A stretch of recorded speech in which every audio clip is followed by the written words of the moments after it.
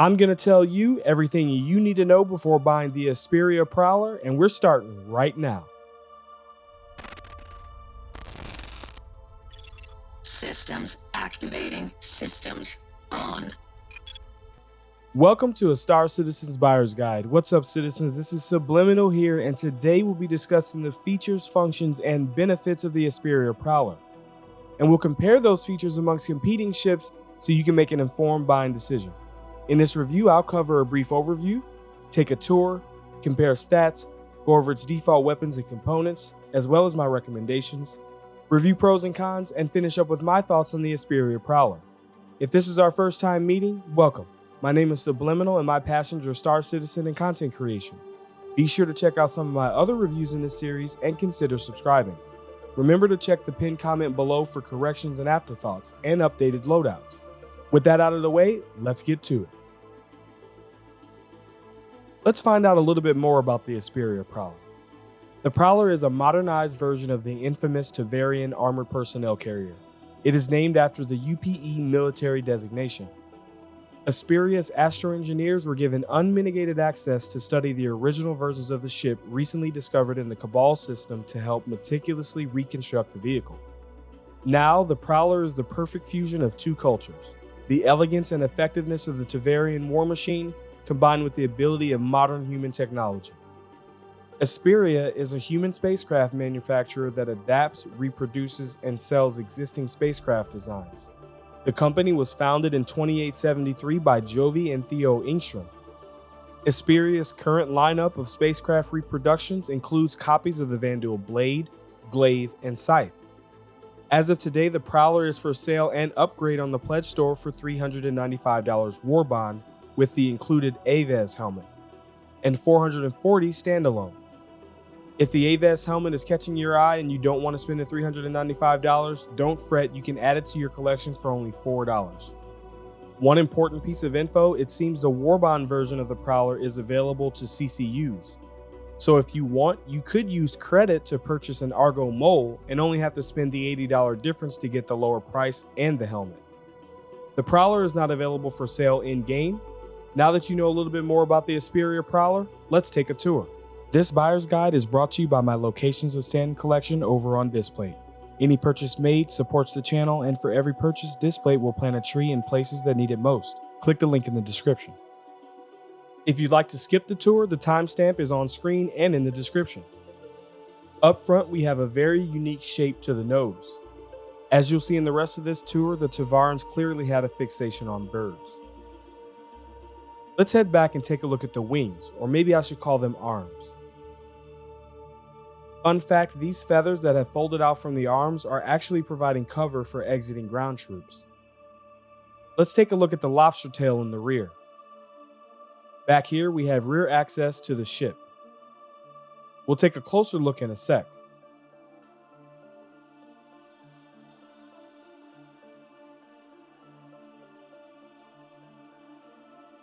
From what I understand, these are grav-lev thrusters that will allow the Prowler to hover and essentially drive on a planet's surface, similar to the Nox. Under the arm, we have a size 5 hardpoint with a gimbaled size 4 ballistic cannon. In between these two grav-levs, we have the main entrance.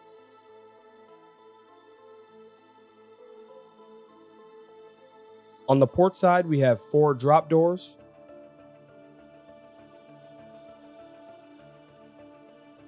And on the starboard side, we have 4 more drop doors.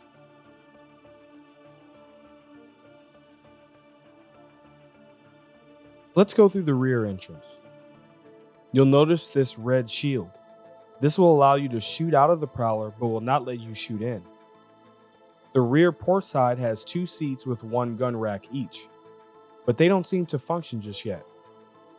Let's have a seat. As you can see, it's not really a seat at all. We can see the starboard side has the same 2 seats and gun racks. Further down, we can see there is 1 drop seat for each of the 8 doors. Moving up the stairs to our left past the gun rack is the main entrance ladder. Closer towards the co-pilot seat, we have 1 drop seat on the left and 3 drop seats on the right. Let's head up to the top deck. Here we have the pilot seat, but before we sit down, let's look at the components.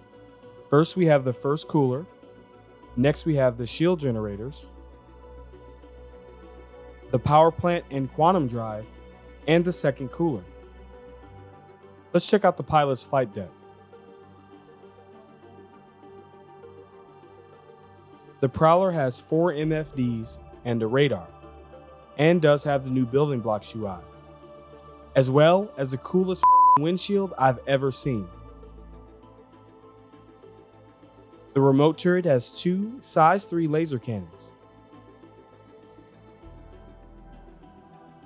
Above the top 2 MFDs, we have the annunciator panels. Another really cool feature is this one-handed control operation. Let's head back down the ladder to check out the co-pilot seat. The co-pilot seat seems to be identical. The remote turret on top can be accessed by either the pilot or the co-pilot. While in combat with no co-pilot, the remote turret acts the same as any gimbaled ship weapon. You don't have to lose any firepower by flying solo. Here's a better look at the gun rack for the 4 troops up front. Here's what it looks like while opening the drop doors from the inside. It took me a while to find this out, but this is the control that opens the rear door from the inside. What I like about this from a tactical standpoint is that the door can be opened without exposing the troops to gunfire. I almost forgot, the Prowler has 3 flight modes. While we're here, check out the dual HDMI ports for faster than light transfer speeds. It has a flight mode, VTOL, and landing gear down. As you would expect from Star Citizen, forward momentum is significantly reduced outside of flight mode. It also has one of the most awesome seizure-inducing quantum effects I've ever seen. Now that we've taken a tour, let's see how it compares to other ships you might be considering. For comparison, I've selected 10 ships that are competitors or variants of the Esperia Prowler. The Google Sheet document with the data is linked in the description. The Esperia Prowler comes in pretty light for its size at over 170,000 kilograms and takes 4th place. It fits in at 34 meters in length and comes in 3rd place. It totes 0 SCU and ties in last place with most of the ships on this list. It has a max crew size of 2 and ties in 7th place. Carries 2,500 quantum fuel units and ties in 1st place with every ship on this list except the Hornets. Cruises by with an SCM speed of 178 meters per second and comes in 4th place. And it blazes by with a max speed of 1116 and ties in 4th place with the Vanguard Warden. It steers in with a maximum yaw pitch rate of 58 degrees per second and comes in 1st. Boasts a total HP of almost 26,000 and takes 3rd place. Its default pilot loadout blasts its way in with a DPS of 1706 and takes 3rd place again. The Prowler does not have a manned turret, only a remote turret that is also a pilot weapon, so it ties in last place. The Prowler does not have missiles, nor is it available to purchase with Alpha UEC.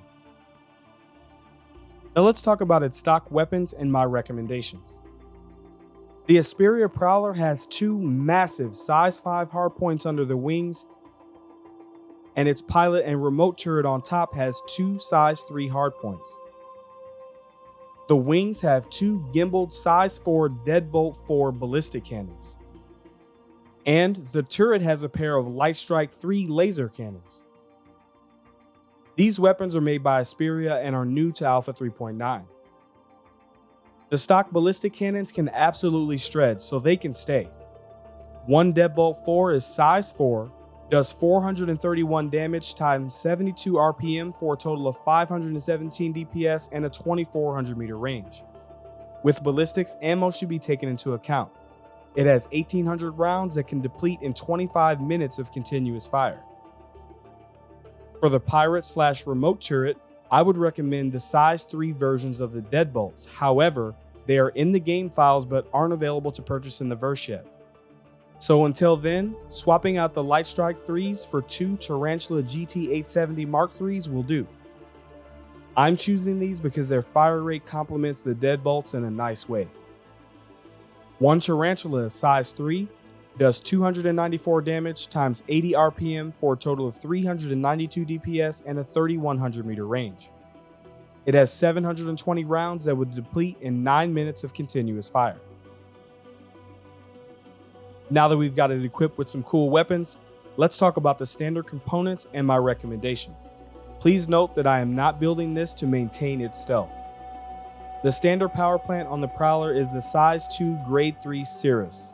I recommend swapping it out for the size 1 grade 1 JS400 with over 10,000 max power generation per second and a 10-second power uptime. This will almost triple the power generation, but will more than double its power uptime. For coolers, it comes with 2 size 1 grade 3 heat sink coolers.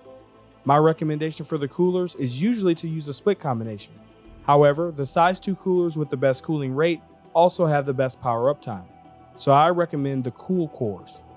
This will bring the total cooling rate to 16 million and lower its power uptime to 10 seconds. I didn't pick the snowpacks because they are much more expensive and a little overkill. For shields, it has 2 size 2 grade 3 Sukuran shield generators. Now these shield generators have a massive HP pull and regen rate. However, its damage regen delay or time to reach that max pull is 18 seconds, meaning that if your shields go down, they will not be coming back up anytime soon, leaving you completely vulnerable, especially to an EMP. My recommendations for the shields is to keep the Sukuran for the capacity and add an FR76 for the regen delay. This way, the FR76 can start adding to the shield pool while the Sukuran takes its time. And last but not least, the QT drive it comes with is absolutely terrible. I wouldn't normally recommend it, but this would be my first upgrade. I recommend the Crossfield. It's size 2, grade 3, has a 236 megameter per second quantum speed, a 2.25 second spool up, and 21 second cool down time. It is capable of making the trip from Port Alazar to Microtech and back without stopping to refuel. If you don't have around 330,000 Alpha UEC to spend on all this at once, I would buy them in the following order. After you watch the rest of this review, check out the link to my loadout in the description. It will take you to this unique Urkel.Games loadout that we have just discussed. Here you can find the prices and locations on where to find these items in the verse. These are just my recommendations and aren't the best for every situation. If you have any questions, comments, or recommendations, leave them below or head over to the SubliminaL channel Discord. I am building a community there for citizens who want to discuss ships, loadouts, components, weapons, and keep links to my ever-changing recommended loadouts and more. Click the link in the description. Alright, let's weigh some of the pros and the cons. I would say its pros are, it has enough room to fit a third of the server.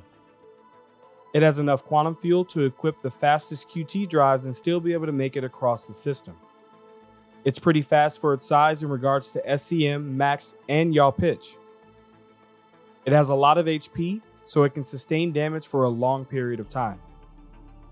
For a dropship, having the shielded drop doors and the wingtip cover system is invaluable. Its potential damage output with the 2 gimbaled size 4 and 2 size 3 hardpoints is devastating for the opposition. Having the flexibility for the co-pilot to take control of the top turret to keep fire on your attackers while fleeing to regen the shields is a great tactic. The Sukuran shields have the largest HP pull in the verse, and the one I recommend taking off can be applied to another ship. And have you seen this windshield? I would say its cons are, compared to its competitors like the Valkyrie, it doesn't have any cargo space. But does it really need to have it? Its default QT drive is terrible, but you can change that pretty easily. It doesn't have any missiles, and the price might be a little steep.